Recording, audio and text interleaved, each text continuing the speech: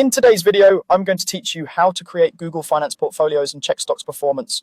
By the end, you'll know how to set up a simple portfolio, add an investment, and read the performance view so you can track the market with confidence. Start by opening your browser and heading to google.com/finance. This is Google's free dashboard for market data and personal tracking. If you're not already signed in, make sure you're using the Google account where you want your portfolio saved so it's available the next time you visit.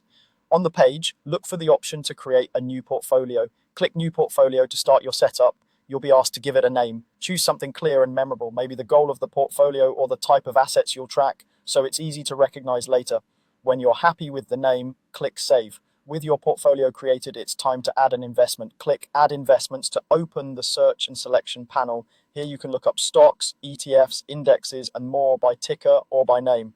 For this walkthrough, select the S&P 500, which is a broad market index many people use as a benchmark.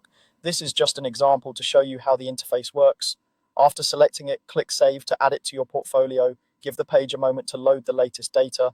After a few seconds, you'll see the performance view for your portfolio. This includes a price chart and key numbers that help you understand how the investment is doing. Even with a single holding, the layout makes it easy to grasp the overall trend at a glance. Along the top of the chart, you'll notice time range filters such as 1D, 5D, 1M, 6M, 1Y, 5Y, and Max. Use these to quickly switch between different periods from intraday moves to multi-year performance. Shorter windows help you spot recent volatility, while longer windows put short-term swings in context and show the bigger picture.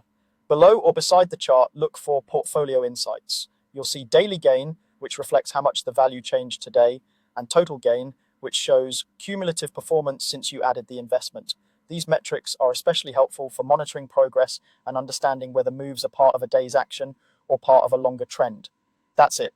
You went to Google Finance, created and named a portfolio, added an investment like the S&P 500, saved it, waited for the data to load, and reviewed performance using the time ranges and insights.